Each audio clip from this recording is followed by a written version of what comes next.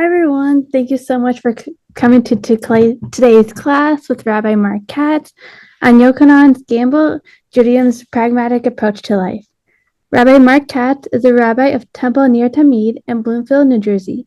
He is the author of two books, The Heart of Loneliness, How Jewish Wisdom Can Help You Cope and Find Comfort, which was a finalist for the National Book Award, and his most recent Yochanan's Gamble, Judaism's Pragmatic Approach to Life, which was chosen as a finalist for the PROSE Award, one of the chief awards in academic publishing. Welcome, Rabbi Marc Katz. Thank you. And it's good to see everybody. If people who have their cameras off, feel free to turn your cameras on. It's much more fun to teach when I can see you. What we're going to do today is we're going to talk about this book, the major themes of this book, how it's applicable to our lives. And then I'm going to give a chance for people to ask questions. So I'm going to speak for about 40 minutes.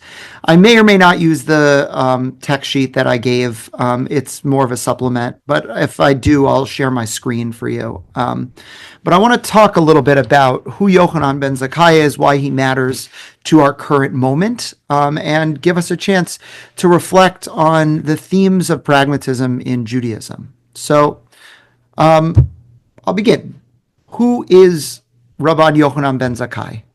So just by a show of hands, I'm curious, who here has ever heard of Rabban Yochanan ben Zakkai? Okay. A few people, but not so many. So let me explain who he is. Imagine we're now 2,000 years ago. The temple is about to be destroyed by the Romans. They've besieged Jerusalem.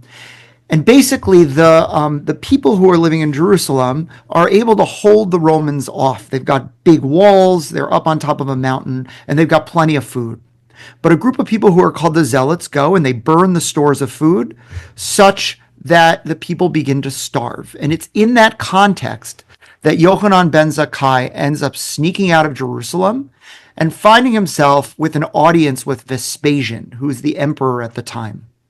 Now, Vespasian greets him, and as he approaches Vespasian, he basically says, Hail Caesar. And Vespasian looks at him and says, what are you talking about?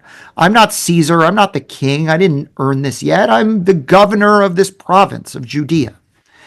And no sooner does this happen, this is considered the founding myth of rabbinic Judaism, and in mythology, things that are miraculous can easily happen. Someone runs in and says to Vespasian, guess what? The king is dead. You're now the emperor. Long live the king. And Vespasian looks at him, at Yochanan, and says on his way out the door to Rome, I have to imagine that you were part of the reason that this happened. So I'll tell you what, ask me for anything you want, and if it sounds good to me, I'll give it to you. So Yochanan thinks about it, and he asks for three things. He asked for two rabbis to get saved, a rabbi named Rabban Gamliel and a rabbi named Rabbi Tzadok. And a third thing he asked for is a little plot of land in a place called Yavne, which used to be a Roman garrison. And at Yavne, he would restart Judaism. And by the way, if you know Jewish history, you know that he's incredibly successful. Almost everything we know about Judaism today is a product of the ingenuity of Yochanan ben Zakkai. I mean, from our prayer book that reimagines the threefold everyday sacrifices in the temple to be a threefold prayer service with a morning prayer, an afternoon, and an evening prayer with, for example, our holiday celebrations, whereas once upon a time you used to bring, a lamb to Jerusalem and slaughter it on Passover. Yochanan and his students begin to plant the seeds for what becomes known as the Passover Seder, which is actually modeled after a Greek symposium, right? If you know Greek symposium, you know what's a symposium? You lay around, you talk about ideas, you eat food, and you drink wine. Well, what's a Passover Seder? You lay around, literally, talk about ideas, eat food, and drink wine. Everything we know about Judaism is a reimagining in that period of creativity at the time of Yochanan ben Zakkai. And so, in a way, he should be heralded for it. But, and I included this on the text sheet, there's a line that's given to Yochanan ben Zakkai. I'll show you the line right here. It is. Rabbi Akiva applies a verse to Yochanan ben Zakkai. I am the Lord, I'm going to make this bigger for you, who turns wise men backwards and makes their knowledge foolish. Meaning, what a jerk. This guy had the ear of the emperor in front of him. He could have asked for anything. What should he have asked for? Well, the implication is he gave up on the saving of Jerusalem. He was a foolish person. He turned the wisdom backwards. He should have asked for the Jews to be left alone at this time. But what ends up happening is that even though Akiva raises this as a question, there's a postscript to the story. And the postscript says, and why didn't Rabban Yochanan ben Zakkai make this request? He maintained that Vespasian might not do that much for him, and there would not be even a small amount of salvation. Therefore, he made only a modest request in the hope that he would receive at least that much. So what does that really mean? What that essentially means is that he asked for the thing he knew he could get, not the thing he really wanted and was likely not to get, and then would have squandered his one request. And in a way, that moment, which we can call pragmatic, sets the stage for all of Jewish thinking to come.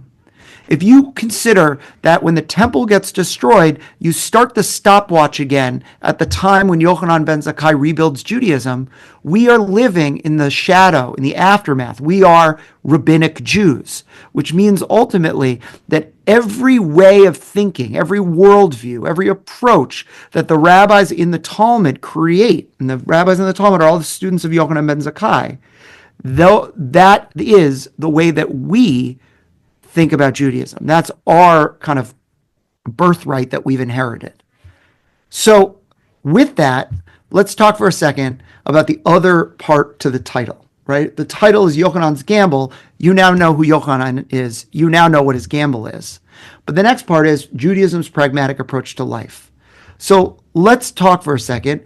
We're small enough that I don't need to give a lecture for 40 minutes. So would somebody tell me what's a way you would translate the word pragmatic? Something that might work, more likely to work than not. Okay, something more likely to work than not. You've got a key word in there that's the most important word in the definition, but I won't tell it what it is because I want to hear what other people have to say. But you have a very important word in there. Yeah. Howard. Yes, well, it's not the best solution, but the solution that is the best under the circumstances. Good. So I have a little quip at the beginning of the book that says that, an optimist sees a glass half full, a pessimist sees a glass half empty, a pragmatist asks a simple question, which is there enough water in the glass to quench my thirst? So what exactly is pragmatism? Michael had it perfectly, right? Pragmatism is doing the thing that works. And often the thing that works is going to involve a compromise. It's going to involve not searching for the perfect, not letting the perfect be the enemy of the good. It's going to involve leading, but not too far out in front of those you lead so you don't lose the people that you're leading. It might involve, for example, acquiescing to somebody a lot more powerful than you so you can live to fight another day, right? These are all these pragmatic things.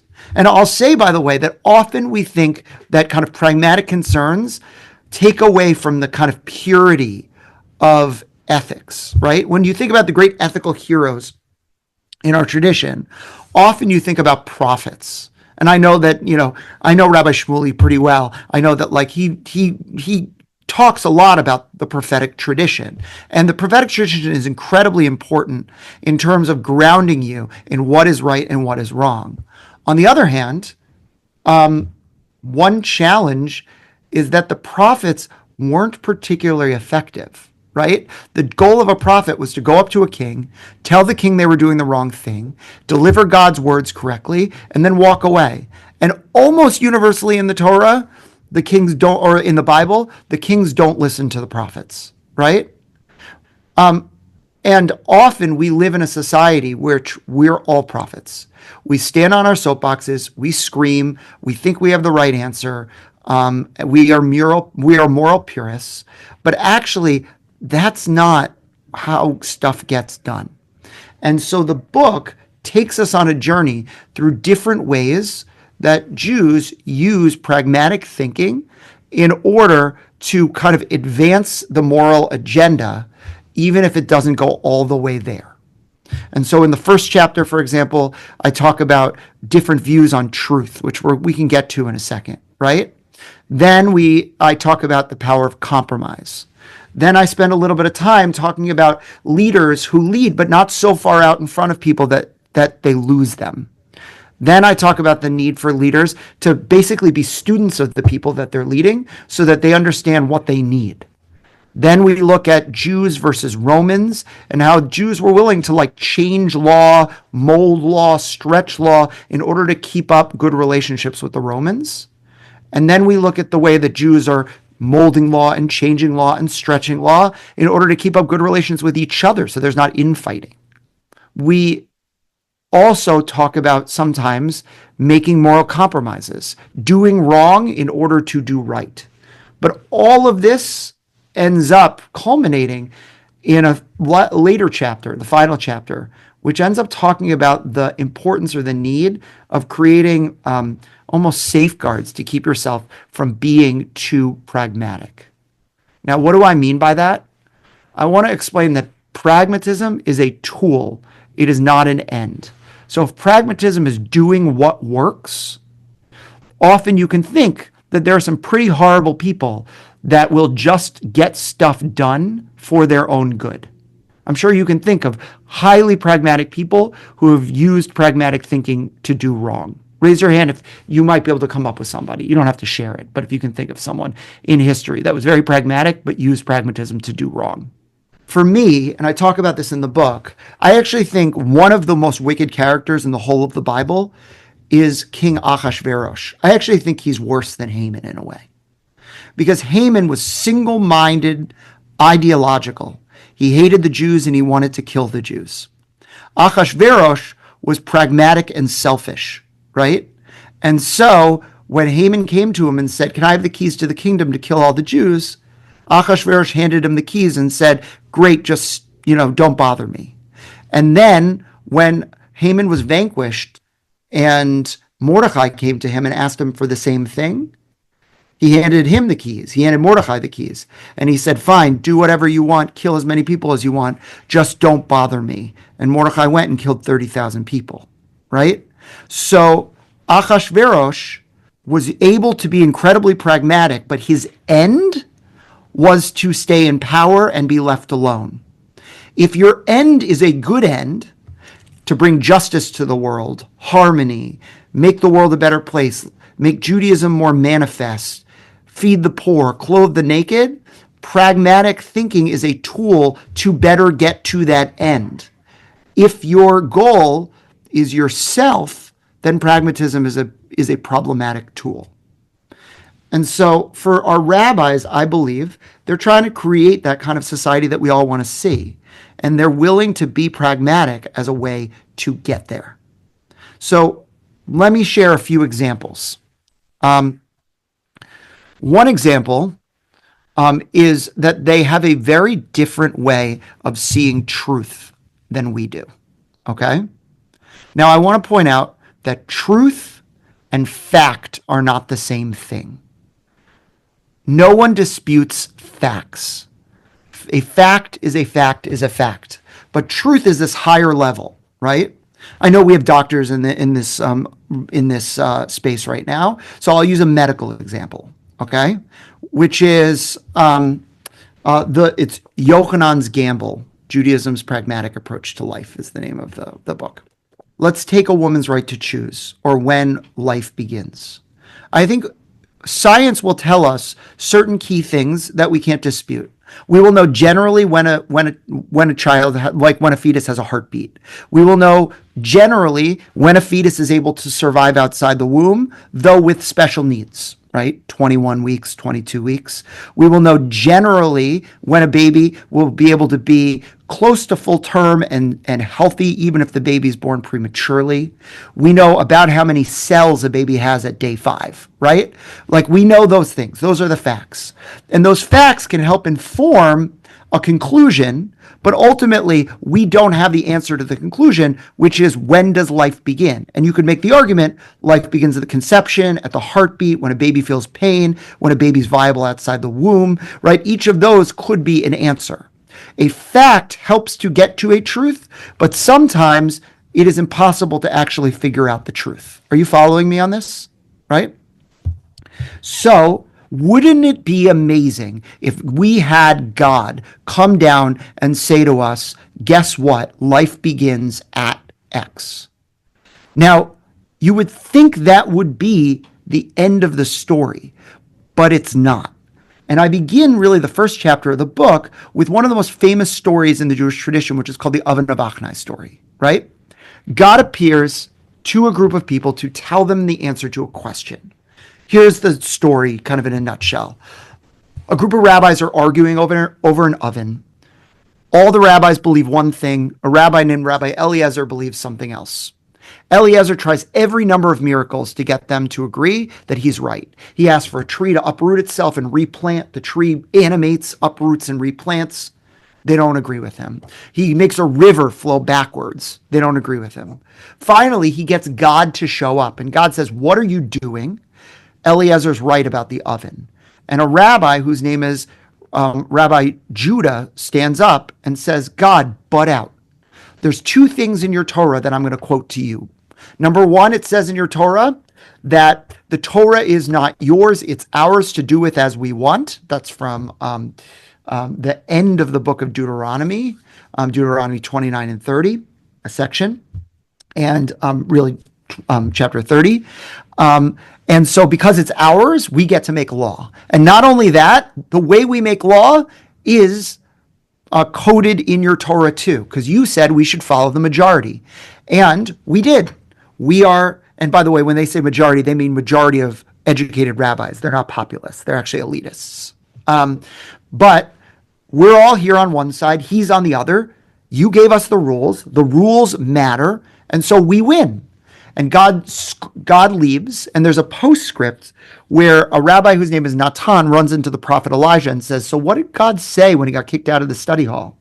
And Elijah said, "God laughed, saying, 'My children have defeated me. My children have defeated me.'" Now, why is that important? The answer is because usually we define truth as if we had an audience with God, what would God say the answer is? But actually for the rabbis, there are factors that color our reading of truth. There are things that are even higher than truth. And that's what we would call the pragmatic truth. Because the answer to our hard questions have to work. They just can't be. And so it wouldn't work to have a society where God appears all the time, or a society where sometimes we follow the majority and sometimes we don't. There are factors that get in the way of truth, and that's okay. That's by design. It's not a bug. So I'll give you another example. So what is the purpose of a judge in a lawsuit? Now remember, in the ancient world, a judge and a jury were the same thing. The purpose of a judge is to hear the prosecution, hear the defense, and decide ultimately, who do I think has the better answer? And the judge's job is to be God in that moment. Because God knows, by the way, who's right and who's wrong between the prosecution and the defense. So the judge plays God and says, the prosecution and the defense, I've now heard you. I think the right answer is X. Here's the challenge. Settling lawsuits gets in the way of finding God's truth. Because why do we settle lawsuits? We don't settle lawsuits to get closer to the truth. We settle lawsuits because they save us money. We settle lawsuits because it's tearing our family apart. We settle lawsuits because it's clogging up the courts, and there's a huge backlog, and we're trying to move things faster, right? Those are why we settle lawsuits. All of those are pragmatic concerns, and all of them take us further from the truth. So the rabbis have to figure out, do we let settlement happen if it gets in the way of searching for truth?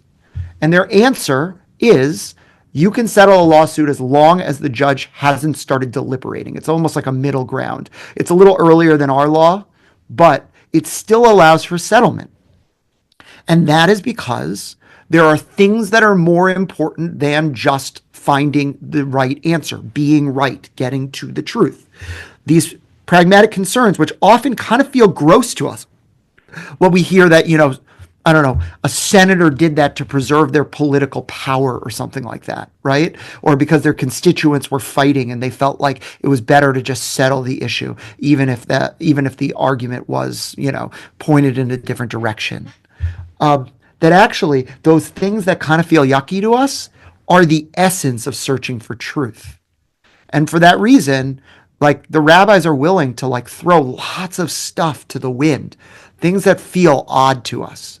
I'll give you a few examples. Here's one. In chapter 5, I talk about this. There is nothing that Jews are more allergic to in the ancient world than idolatry. So the question is, should Jews be able to go to a bathhouse in ancient Israel where there was a statue of Aphrodite in the bathhouse? Can they go to the bathhouse with idols? Now, you would think the answer would be no, but the rabbis kind of pull out all the stops to figure out how it is that they're able to do that. They say, for example, the statue is actually not for worship, it's for decoration, so it's okay.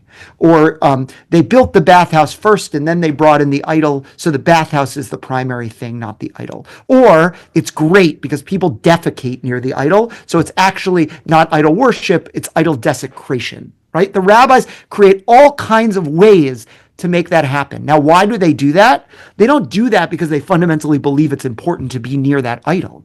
They do that because in the ancient world, the only place to get hot water was the bathhouse. And because of that, it was a place where commerce was done. It was a place where relationships were made. It's a place where Jews could talk to those in power in Rome to make sure that the Romans treated Jews well. They could problem solve. They could pull aside. They could do all of that stuff in the bathhouse. If the Jews didn't enter the bathhouse because of idols, Jews would lose the ability to advocate or to help for themselves. And so ultimately, Jews are willing to put that aside, right? The whole, we can't be near idols, we can't benefit from idols, except in this particular case, because it's too detrimental for us not to.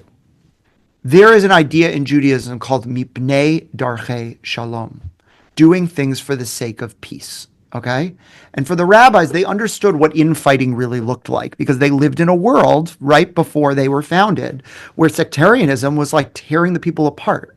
Right? If you know anything about the Second Temple period, the period right before the temple gets destroyed in 70 CE, there's all these factions. You've got zealots who are killing people who won't go and fight the Romans. You've got the Essenes, which are these weirdos who go out to the Dead Sea region to basically, talk about the sun. You have the Pharisees, who are kind of the proto-rabbis, who are these people who are kind of frowned upon by society because they're sitting there studying and talking about purity of hands. And then you've got the Sadducees who are in the temple and basically ingratiating themselves to Rome. And Jews just didn't get along. And ultimately the temple's destroyed mostly because of sectarianism, right? And so for the rabbis, infighting is really bad. And if it looks like Jews are going to fight with each other, they need to make that change. And so they create this idea of mipnei darchei shalom, doing things for the sake of peace, which means that if a law is going to create discord among the community, you need to smooth that law out.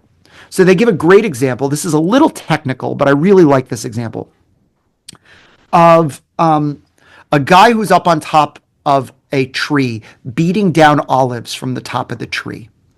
And in the Judaism, by the way, the only way that you actually acquire something, right? This is an important question because, like, when can you return an item that's non-refundable, right? Is if you take that item and you physically pick that item up, right?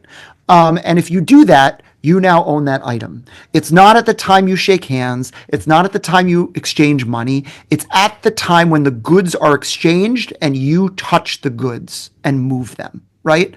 That actually is the moment when something is acquired, okay? Which would mean that the person beating down the olives hasn't acquired the olives yet.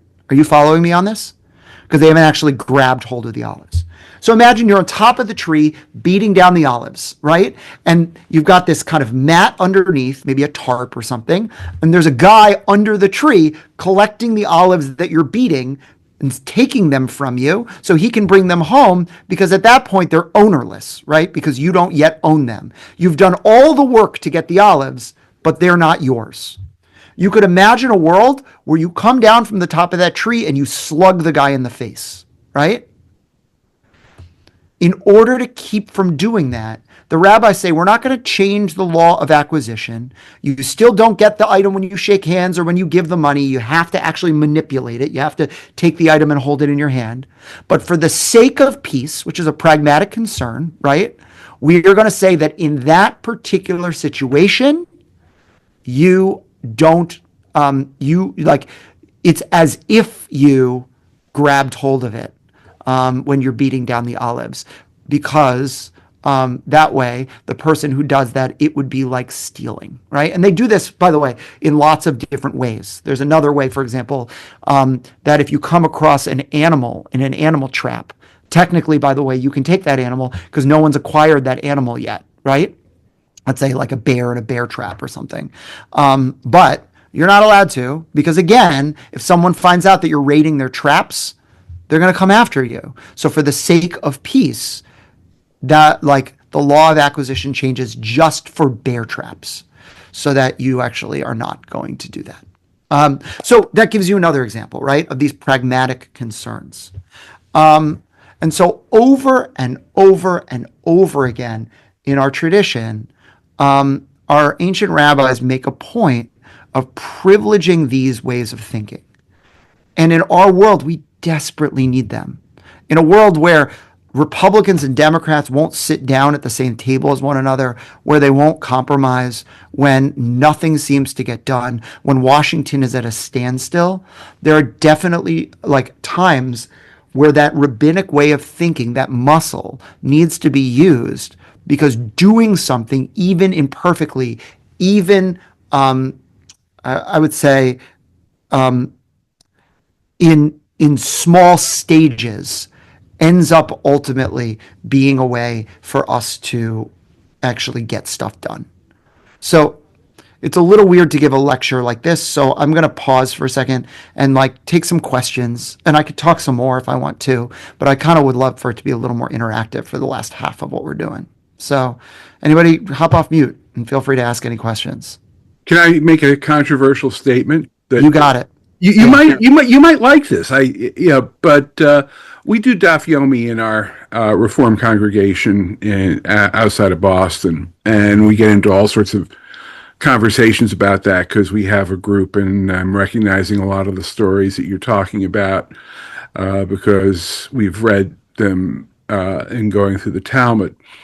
But one of the things that excited me about your presentation is that Yochanan, to me, feels like the founder of Reform Judaism. What do you think?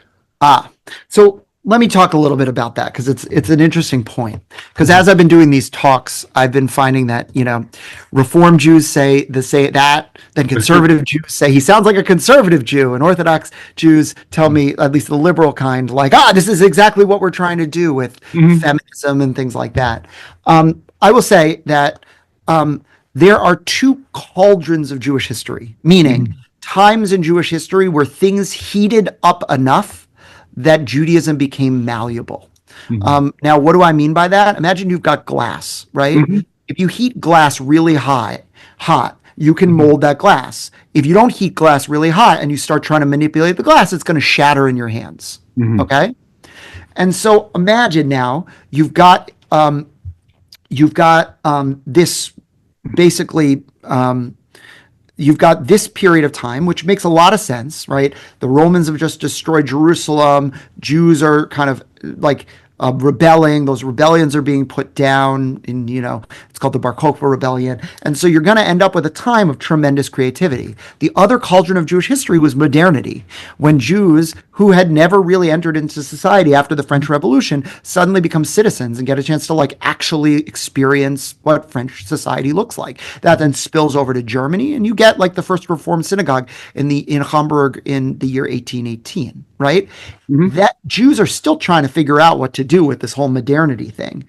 And if you think about the fact that the temple was destroyed in the year 70, and it took until the 5th, 6th century before the Talmud was written, and then it took another 300 years before the Talmud had any kind of hegemony among the masses of the Jewish people during the Gaonic period, we're actually still in the infancy of that. Like, we're only 200 years past when the cauldron begins. So it makes sense that we've got all this kind of stuff going on, like all this variation, like reform, conservative. We haven't really kind of figured out modernity yet. And then we've got rebellions against modernity, right? Ultra-Orthodoxy. So what I would say actually is I'd be careful about making Yochanan into like the first Reform rabbi, but I would say that hot times ultimately allow for more malleability. And so we are living in a hot time right now, and we can see a lot of parallels between our hot time and their hot time, which allows for Yochanan to do the kind of stuff that he needed to do. It's all fascinating. And, when we sit discussing our current practice and our current traditions and our current liturgy, we're not sacrificing animals anymore. It's a totally different religion, actually. It is. And I'll say, by the way, I'll tell you another story from the book. There was a lot on the line back then, but there's a lot on the line right now, right? So, like, to give you an example, back then, one of the things that was on the line was that it was really important that Jews were able to listen to the powers that be, right? That like the people who were in charge got the respect that they ultimately needed. So there's a great story, and actually it's the backstory of Rabbi Judah, the one who yelled at God, right? In the story of the Oven of Achnai, where basically he realizes that the witnesses who looked at the moon actually read the moon the wrong way, right? Because, by the way, you can have one night or 2 nights with no moon in the sky. So they're looking up and they see that there's no moon in the sky. And the second night they see that there's a moon in the sky. But he actually thinks about it, looks at maps and looks at the sky and realizes they got it wrong. And the reason that matters is because it happened to be a new month called the month of Tishrei. And if you know anything about Tishrei is both the month where Rosh Hashanah happens, but also the month where Yom Kippur happens. So if you've got it wrong, that's really a big deal, because ultimately it means you're going to be celebrating Yom Kippur on the wrong day. So Judah believed Yom Kippur was on one day. The guy who's in charge, the head of the rabbis, whose name was Rabban Gamliel, this was a generation after Yochanan, believes that it's on a different day.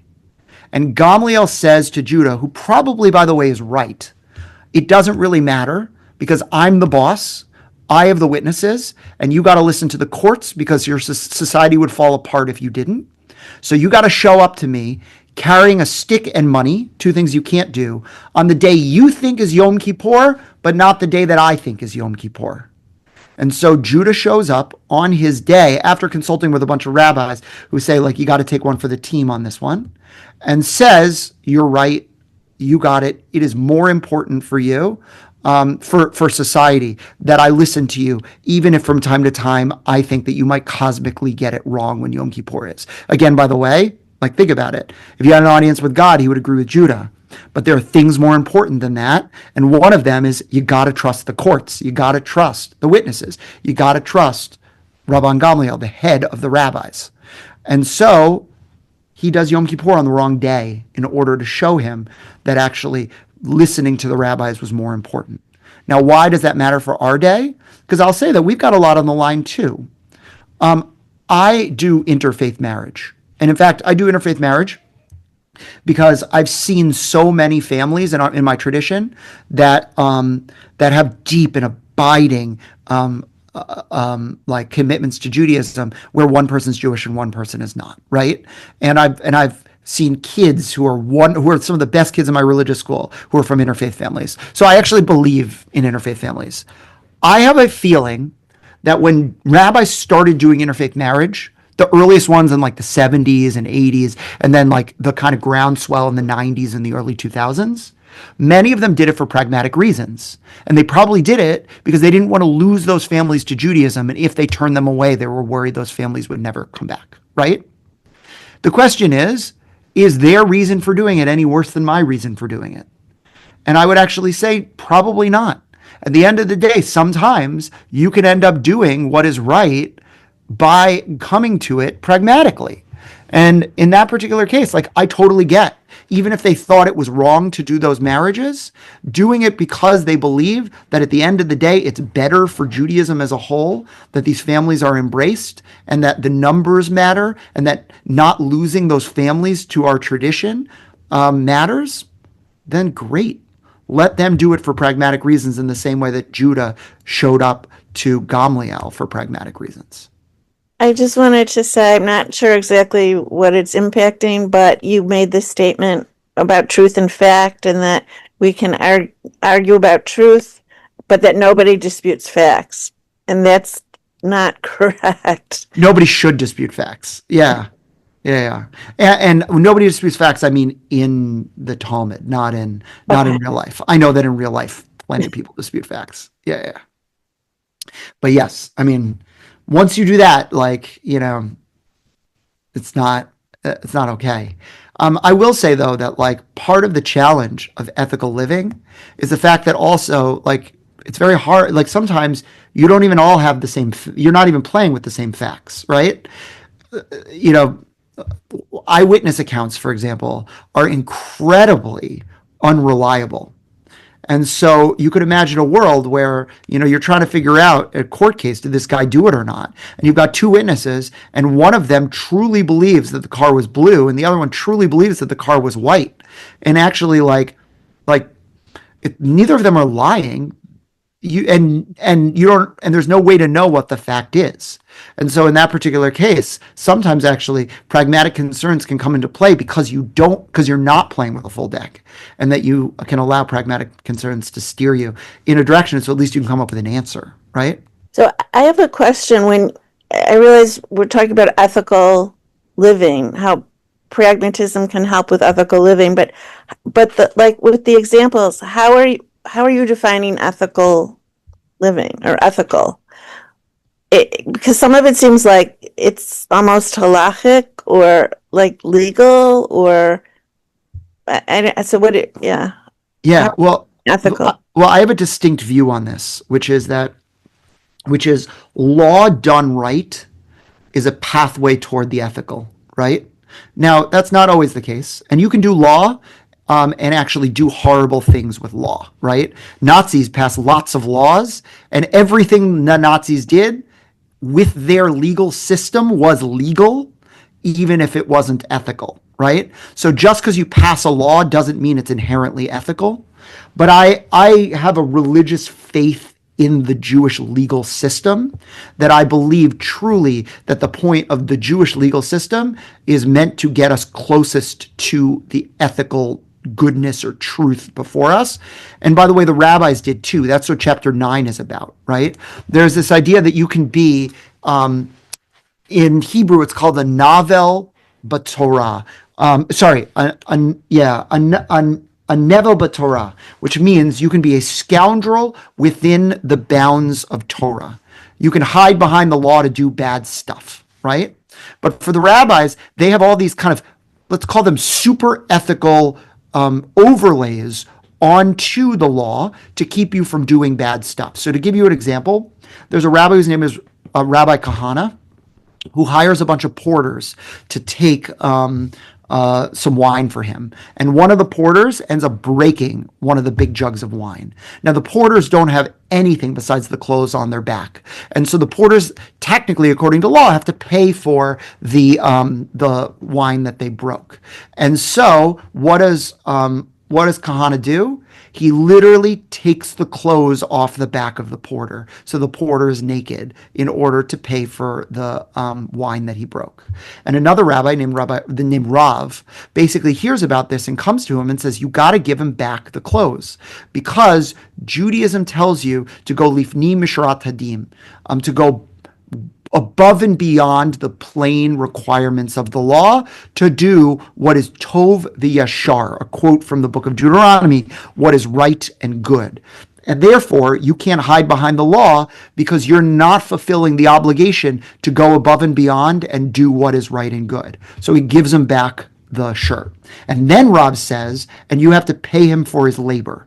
And he says, what are you talking about? He broke my jugs. Like, I don't have to pay him for the labor. And he said, this is the way the guy's going to eat. And you have to do Tovi Yashar, what is right and good, and you got to pay him for his labor. If he was a novel b'Torah, if he was like a scoundrel within the bounds of Torah, he could not pay him and keep the shirt. But Judaism doesn't allow for that. And that's what I mean by Judaism always approaching like what is good, what is right, what is just. And pragmatism is a tool to help you get there, but sometimes it needs a little bit of an extra push to get there. But law and morality done right should be very close together, even if it's not always there. And if it's not, you need that extra push to get law up to morality, which chapter 9 covers all the different ways that Judaism does that. I have a question about what would Yochanan say when whatever the choice is, it's not pragmatic. Take the extreme case of, let's say he was a rabbi in the Warsaw Ghetto. And are there instances where he would, there would be, is there always a pragmatic choice, or are there sometimes there's no choice? Yeah, what you're asking about is like, is there a model in Judaism for a martyr? Someone who is not like, you can imagine a world where someone collaborates with the Nazis in order to like survive or save their family, which is incredibly pragmatic. But would you imagine a world where they would say, no, actually, we're not going to do that. We're going to like let ourselves be killed to stand for our ideals so that we don't become collaborators or something like that. Is that, Howard, what you're essentially asking?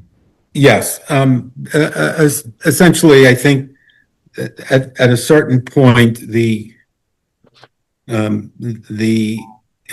can't justify the means. So I see in that situation where there is no pragmatic option, or maybe the pragmatic option is to be a martyr. Otherwise, you lose your entire moral compass. Yeah. I mean, there is space for martyrdom in Judaism, right? In fact, we celebrate 10 martyrs on Yom Kippur. And even martyrdom is built into the halakhic system. So, for example, if someone holds a gun to your head and they say to you, eat a cheeseburger, you got to eat the cheeseburger. But if someone holds a gun to your head and says, bow down to an idol, or kill a person, or sexually assault a person, those are the three ones, right? You actually take the bullet. You're required, according to Jewish law, to take the bullet.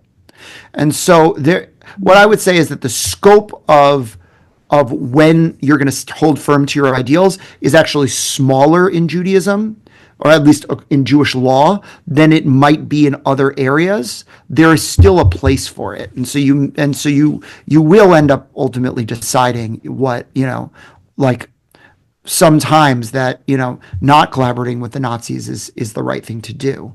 I will say though that that sometimes you can end up making absolute decisions based on pragmatic criteria, right? So, for example, let's say a Nazi comes to you and they say, I want you to spy on the people who are around you, right?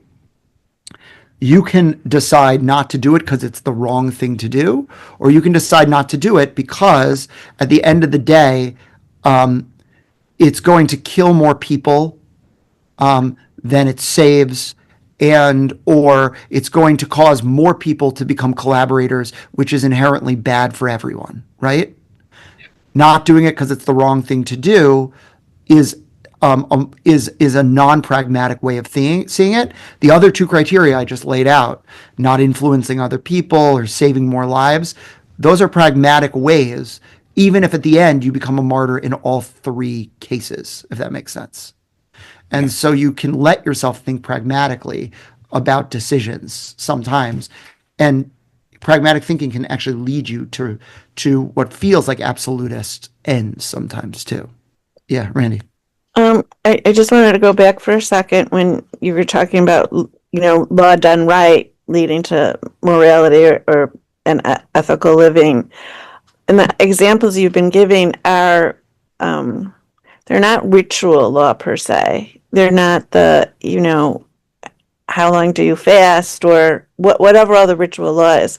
So do you feel the same way that the ritual law impacts ethical, moral behavior? I mean, on the whole, yes, right? I'm a Reform rabbi, so I have a very pragmatic way of seeing law, right? The law has to, quote, work for me. So I see no moral issue with keeping kosher. Like, I don't eat non-kosher meat. I don't mix milk and meat. I won't eat pork and shellfish. On the other hand, I do believe that never eating out at a non-kosher restaurant will impede my ability to be part of society. And pragmatically, I do believe that it is better for my family, it's better for Judaism, it's better for me as a rabbi if I can eat a salad or I can eat tuna with cheese on it at a restaurant. And so I will go out and I'll eat dairy at a non-kosher restaurant, even knowing that the plates aren't kosher and maybe the griddle wasn't kosher, and all of that kind of stuff.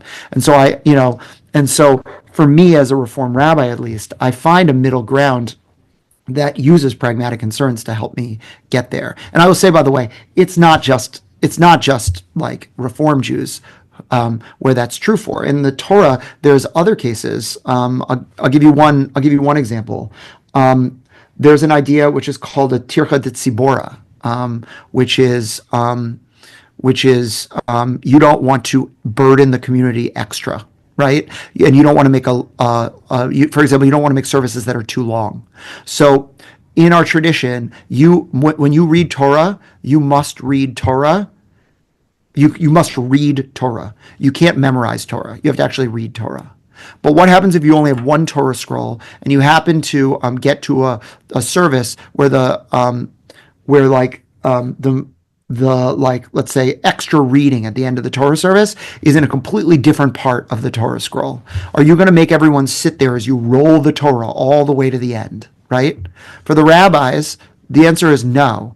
On that second reading, if you don't think that your community can handle waiting as you roll the Torah all the way through, you're allowed to have memorized the Torah and read it, even though it's not okay to do that, because tircha de tzibora, undue burdens on the community, take precedence, right? So that's an example of pragmatism in classic law that is exclusively in the legal realm.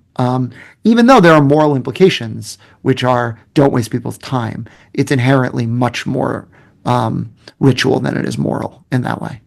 So I'll leave you with a final thought then, in the time that we have. So I end the book by talking about Yochanan ben Zakkai one more time. And you should know, by the way, that when Yochanan ben Zakkai dies, he's really scared. He is on his deathbed. His students are gathered around him, and he's shaking. And his students say to him, "Teacher, why are you scared? You're Yochanan ben Zakkai. You're the guy who saved Judaism. You shouldn't worry. You lived a really great life." And he says, "Look, when I meet my maker, I'm not going to know whether or not I did right or I did wrong in life. And the implication, by the way, even though he doesn't say this, is should I have asked for Jerusalem or should I not have asked for Jerusalem, right? And only when I die am I going to meet God and he's going to tell me whether I did the right thing or not. And then he dies. And I love that because this is a guy who understood that sometimes ethical living means taking leaps of action. And that kind of middle ground, pragmatic, centrist position often leaves you wondering if you did the right thing. Every compromise will always leave you not feeling good, right? Nobody feels great about a compromise. Everyone feels mixed. You feel ambivalent. And what ambivalent really means is that you feel passionate about two separate things. And ambivalence is the cost we pay for living ethically with integrity. Because if you were one of those guys who are prophetic, standing on a soapbox on your respective sides, screaming at the other one, you believe you've got the moral high ground. You don't leave feeling ambivalent. And so, of course, it makes sense that Yochanan felt that way. But in fact, actually, that's what it means to walk through this world pragmatically. It's to pick a side, live in that side, but always have your ear to the ground. It's called fallibilism. Thinking that you might be wrong and being willing to be set right if it turns out that more information comes your way and your position must change. To not dig in, but to allow yourself to choose, to not be crippled by inaction. And that's what Yochanan ben Zakkai does. And in fact, the very last thing he says, which is fascinating, is he somehow invokes, like as he's dying, he thinks about a king in later in the Bible called Hezekiah. And he basically says, like, prepare a way for Hezekiah to come, meaning Hezekiah is going to be the one who's going to usher me into the next world. And the reason I love this is because of all the kings, Hezekiah is the one who takes pragmatic leaps of action. He breaks down idols, but also allows other ones in. He makes these really messy compromises. And in fact, actually, it makes sense that the guy who makes the compromise to save Judaism would hope that in the next world, he's going to meet the guy who made all these biblical compromises, and that hopefully Hezekiah is going to look him in the face and say, like, I've been there, I get it, it's okay. And so when you have to make those pragmatic choices too, imagine that Yochanan's standing with you saying, I've been there, I get it, it's okay. So thank you very much. Thank you so much, Rabbi Marc Katz, for this very insightful class. And thank you to our co-sponsors, Temple, Emmanuel, and Denver. And thank you, everyone, for attending today's class. I just want to let you know about 2 upcoming events that we have. The first one is Faith, Nationalism, and the Future of Liberal Democracy on November 24th with David Elcott. And then we have Rabbi Angela Bachtel talking about Heart of a Stranger for her new book on December 1st. You can find more information about our classes on our website, but I hope everyone has a great rest of your day, and thank you for coming.